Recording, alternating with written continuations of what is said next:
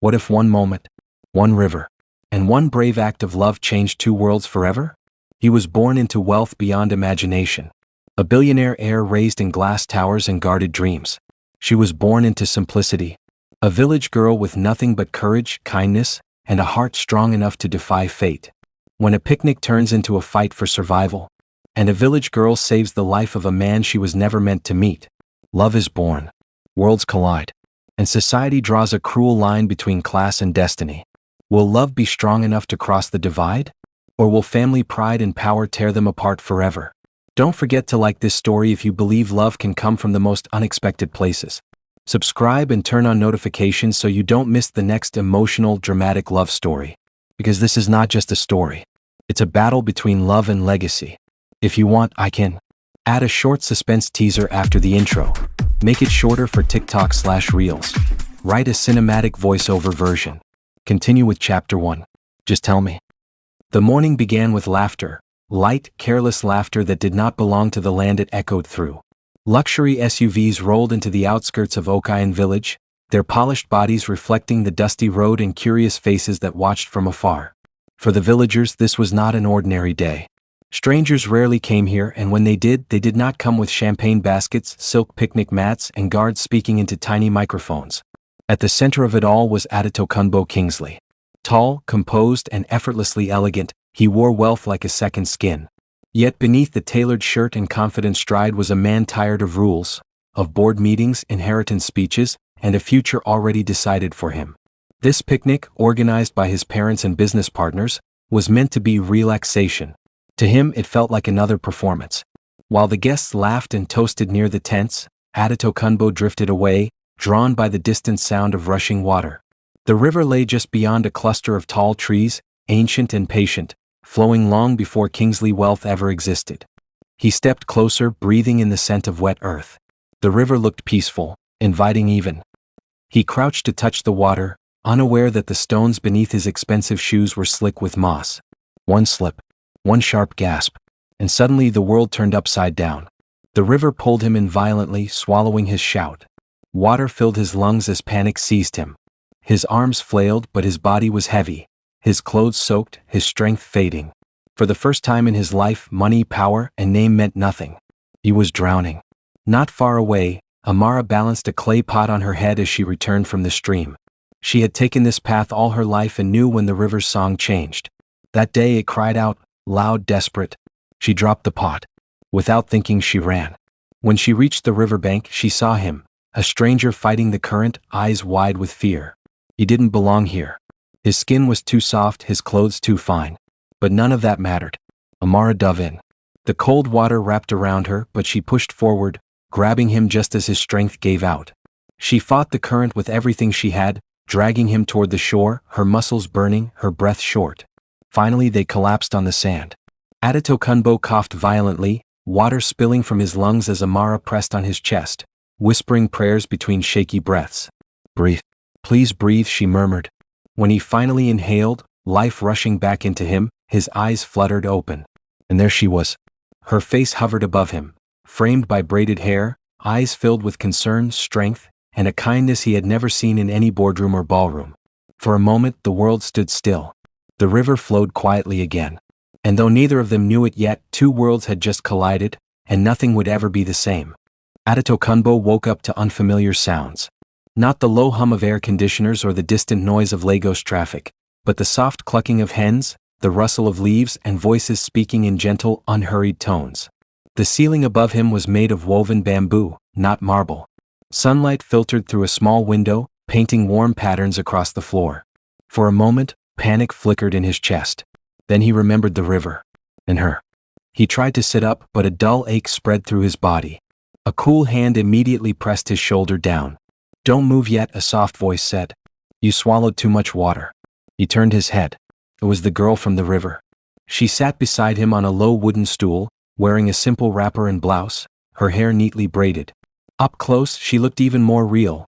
No makeup, no jewelry, just calm strength and eyes that carried quiet wisdom. Amara, she said. You're in my mother's house. Adetokunbo, he replied hoarsely. You saved my life. She smiled, a small, shy curve of her lips. The river almost took you. I just helped it change its mind. Outside, word had spread quickly. Villagers gathered in hushed groups, peeking through windows, whispering about the rich stranger pulled from the water. Some recognized the SUVs parked near the edge of the village. Others guessed from his clothes alone. This was no ordinary man. Amara felt the weight of their eyes as she brought him food later that afternoon. Pounded yam and vegetable soup, carefully prepared. He tasted it and froze. "This is incredible," he said, genuinely surprised. She laughed softly. "It's just food." But to him it was warmth, simplicity, something prepared with care rather than ceremony. When his parents' guards finally found him, relief turned quickly into outrage. "Sir, you had us worried sick," one said. "Your parents are on their way."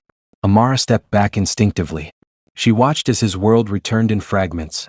Phones ringing, security tightening, orders being given. The air around him changed, growing heavier, sharper. Before leaving, Adetokunbo turned to her. "I owe you everything," he said. "I don't even know how to repay you." Amara shook her head. "You don't owe me anything. Just be careful around the river next time." But as he followed his guards, something inside him resisted. He looked back once more, watching her stand at the doorway, small, quiet, yet unshaken. That night, in the comfort of his family's lodge, Adetokunbo couldn't sleep. He kept seeing her eyes, hearing her voice. For the first time, the life waiting for him, corporate dinners, arranged introductions, expectations, felt hollow. He had tasted something different, something real. By morning he made a decision. He would return to the village, not as a billionaire heir, but as a man who needed to understand the girl the river had given back to him. Adetokunbo returned to Okayan village just before sunset. This time there were no SUVs kicking up dust, no guards clearing paths, no expensive picnic baskets announcing his arrival. He came in a simple shirt and trousers, driving himself in a modest car borrowed from one of his aides. For the first time he felt invisible and strangely free. He parked far from the village square and walked the rest of the way, guided by memory and the quiet pull in his chest. Amara was at the stream washing clothes. The sun dipped low, turning the water gold as it flowed past her feet. She knelt on a flat stone, sleeves rolled up, humming softly as she worked. When she looked up and saw him, the song died on her lips. "You came back," she said, more surprised than pleased.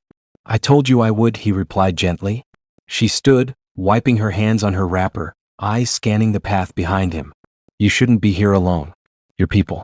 "I left them," he said. "For today at least." That made her uneasy. They walked together through the village, careful to keep a respectful distance. Children ran past them laughing. Old women paused to stare. Murmurs followed in their wake like shadows. "He doesn't belong here," someone whispered. "She saved his life," another replied. "But rich men don't come back without reasons." Amara felt those words settle heavily in her chest. "You don't understand," she said as they stopped beneath a mango tree. "People like you don't stay. You visit. Then you go back to your world and forget ours." Adetokunbo met her gaze, unflinching. "I don't want to forget." She looked away quickly. "Wanting is easy. Living with consequences is not." They sat on a fallen log, the space between them charged with things neither dared say. He asked about her life, her mother, the school she helped teach at, her dreams she rarely voiced aloud. No one had ever asked her those questions before. She asked about his world, and he spoke honestly, about pressure, loneliness, and a future already written by other people's hands. "You're trapped," she said quietly. "So are you," he replied. Just in a different way. Their eyes met again, this time longer. Too long. When dusk fell, Amara stood abruptly. "You should go before people start talking." "They already are," he said softly. "Yes, but they will talk louder if you stay." He rose, reluctant. "Will you let me come again?" She hesitated, heart pounding. Every instinct warned her to run. But another voice, quieter, braver, whispered otherwise. "Only if you remember," she said, "that I am not something you rescue. I have a life here." "I know," he said. "And I respect it." As he walked away, Amara watched him disappear down the path, her heart torn between fear and hope. High above them, unseen eyes observed. News of the billionaire heir's repeated visits to a village girl began to travel. Beyond Okayan, beyond the river, all the way to the polished halls of the Kingsley family estate. And soon his world would come looking for him. The news reached Lagos before Adetokunbo did. In the polished sitting room of the Kingsley estate, where marble floors gleamed and silence was carefully controlled, his mother sat with a tablet resting on her lap. The headline glowed softly on the screen, passed along by a concerned associate. Billionaire heir spotted repeatedly in rural village. She did not raise her voice. She never needed to. So, she said calmly, our son has found himself a distraction. Across from her, Chief Kingsley had just his glasses, his expression unreadable. Distractions can be removed. When Adetokunbo returned home that evening, the atmosphere felt different. The house seemed colder, the greetings shorter, the questions sharper. At dinner, his mother finally spoke. Who is she? He paused, fingers tightening around his cutlery. Her name is Amara. And what is Amara? She asked smoothly. A teacher. A daughter. A woman who saved my life. His father set his fork down. She is a village girl. The words fell like judgment. You don't know her, Adetokunbo replied. We know enough, his mother said. Our family does not mix bloodlines with poverty. Love does not pay dividends. He stood. She is not an investment. No, his father said quietly. She is a liability. Back in Okayan village, the pressure arrived differently, but no less painfully. Amara noticed the change in the way people looked at her. Conversations stopped when she approached. Mothers pulled their daughters closer. Even friends spoke in whispers. An elderly woman finally pulled her aside. Child, rich men bring storms. When they leave ruins behind. That night, her mother held her hands, eyes filled with worry. I raised you to be strong, she said. But strength also means knowing when to step away. Amara cried silently, torn between the warmth she felt with Adetokunbo and the fear growing around her like thorns. The confrontation came sooner than expected. One afternoon, a black SUV rolled into the village, sleek and imposing. The chatter stopped instantly. Adetokunbo's mother stepped out, perfectly dressed, eyes sharp as glass. She found Amara outside the small schoolhouse.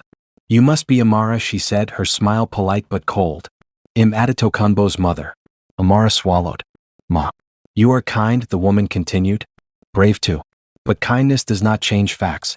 You and my son live in different worlds. I know, Amara replied softly. Then do the right thing, she said. Let him go. That evening, when Adetokunbo arrived, Amara met him by the river. Her eyes were red. They came, she said simply. Rage flashed across his face. They had no right. They had every right, she whispered. It's their world. He reached for her hand, but she stepped back. I don't want to be the reason you fight your family, she said. Or the reason they destroy me. The river flowed between them, quiet and relentless.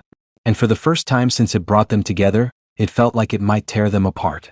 The river was quiet that night. No wind. No birds. Only the soft, steady flow of water under a pale moon, watching, waiting, as it had the day their lives first collided.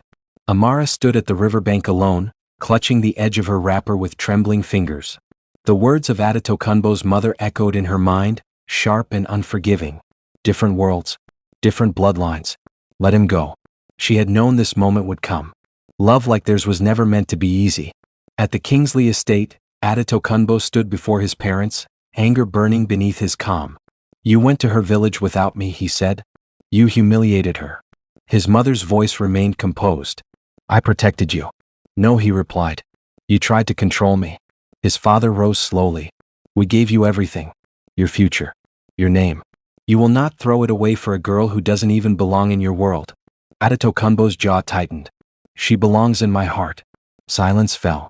Then his father spoke the words that cut deepest. Choose. By morning, Amara made her decision. She packed a small bag, clothes, a book, and the necklace her late father had given her. She wrote a letter with shaking hands, leaving it on her mother's table. Some loves are too heavy for the world we live in. I must leave so he can breathe. She left before dawn, walking away from the village, the river, and the man she loved. Adetokunbo arrived hours later. He found the village too quiet, the mango tree empty, the riverbank abandoned. When Amara's mother handed him the letter, his hands shook as he read it. She thinks she is saving you, the woman said gently. But she is breaking herself. That night, for the first time in his life, Adetokunbo cried, not in weakness but in understanding. Weeks passed. The Kingsley Empire announced a new expansion. The heir appeared at meetings again. Smiles returned to newspapers. But something was wrong. Adetokunbo became distant. Deals closed, but his eyes were empty. At night, he dreamed of rushing water and a girl calling him back to life. Finally, during a board meeting, he stood. I'm stepping down, he said. Shock rippled through the room. I will not inherit a world that costs me my soul. Far away in a small coastal town, Amara began again. teaching, healing, surviving. But every river reminded her of the one she left behind. And deep inside both of them felt it. Love does not drown easily. It waits. The decision shook the Kingsley Empire. Adetokunbo's resignation spread like wildfire through boardrooms, newsrooms, and high society whispers. Analysts called it reckless. Friends called it madness. His parents called it betrayal. But Adetokunbo felt something he hadn't felt in years: clarity. He packed light, leaving behind tailored suits and polished shoes. All he carried was Amara's letter, folded so many times it had softened at the edges. He followed instinct more than information, tracing rumors, asking questions in quiet towns and crowded markets. "Have you seen a young woman named Amara?" he asked again and again. "A teacher," he added. Kind eyes, strong hands. Some shook their heads. Some pointed him onward. He found her by the sea. Amara stood barefoot in the sand at dawn, watching fishermen pull in their nets. The ocean stretched wide and endless before her, different from the river, yet just as honest. She turned at the sound of footsteps and froze. Adetokunbo. He stopped a few steps away, unsure if he was welcome. "I told you once," he said quietly, "that I wouldn't forget." Tears welled in her eyes. "You shouldn't be here. You had everything. I had everything except you." They sat by the shore as the sun rose, talking through tears and laughter, through pain and truths long held back. "I left because I didn't want to destroy you," Amara said. "You saved me once," he replied. "Let me save us now." She searched his face, looking for doubt, for regret. She found none. Back in Lagos, the cost of pride finally became clear. The Kingsley name began to crack, not from scandal but from absence. Investors questioned leadership. The board demanded stability. And for the first time, Adetokunbo's parents realized their empire was nothing without the son they tried to control. His mother sat alone one evening, staring at the river report that mentioned a drowning long ago. "He was happier with her," she whispered. When Adetokunbo returned home weeks later, Amara beside him, the air was tense but different. His father looked at the woman who had once been dismissed as nothing, and saw quiet strength. "You are choosing a hard life," he said. Adetokunbo nodded. "But it will be honest." A long silence followed. Then his mother spoke. "If you must walk this path," she said slowly, "do it with dignity." It was not full approval, but it was surrender. Months later, beneath an open sky by the same river where fate began, Adetokunbo took Amara's hands. "This river tried to take me," he said. "You gave me back to the world. Now let me give you my life." The river flowed gently, no longer angry. Two worlds did not collide that day. They merged. The morning of the wedding dawned soft and golden, as though the sky itself had decided to bless the day. The river flowed quietly, polished by sunlight, no longer the wild force that once fought to claim a life. Along its banks, villagers gathered early, stringing white fabrics between trees, weaving fresh flowers into arches, and laying woven mats on the grass.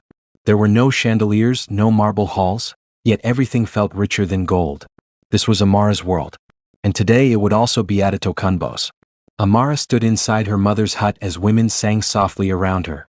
Her hands trembled as they adorned her in a simple yet elegant traditional gown, hand-woven and ivory-colored, embroidered with symbols of water and life. Beads rested gently against her neck, each one placed with love and prayer. Her mother cupped her face. "You saved his life once," she whispered. "Today you begin a new one together." Tears slipped down Amara's cheeks, not from fear but from gratitude. By the riverbank, Adetokunbo waited. He wore a cream-colored igbada, finely tailored but modest, his wealth present only in the confidence of his posture and the peace in his eyes. Around him stood villagers, elders, and a few members of Lagos high society who had come quietly, curious and humbled. When his parents arrived, all movement paused. His mother stepped forward first, dressed elegantly but simply. She looked around at the village, the river, the people, and something softened in her expression.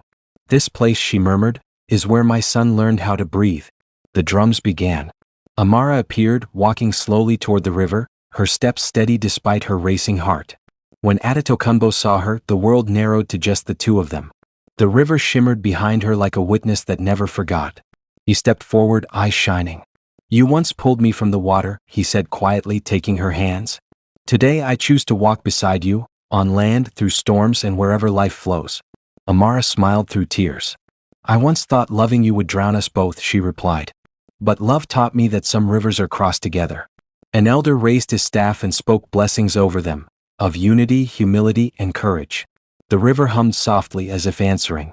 When Adetokunbo's mother approached Amara, the crowd held its breath. She took Amara's hands. "You came from a world I did not understand," she said. "But you gave my son back to me." She placed a gold bracelet on Amara's wrist. Simple, unshowy, sincere. "Welcome to our family." Cheers erupted. Laughter spilled into the air as drums grew louder and dancing began. Villagers and elites danced side by side, differences forgotten in joy. Food was shared, stories exchanged, and for the first time, two worlds truly met without fear. As the sun set, Adetokunbo and Amara stood by the river once more. The water reflected their joined silhouettes, no longer separate, no longer divided. The river that once tried to take everything had instead given them forever. In a world divided by wealth and birth, a river reminded us that life makes no such distinctions. It does not ask where you come from, only whether you are willing to fight to stay afloat. He was born into power. She was born into simplicity.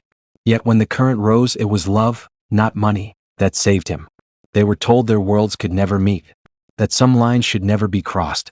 But love has never respected boundaries drawn by fear, because sometimes the greatest inheritance is not wealth, not legacy, but the courage to choose the heart over pride.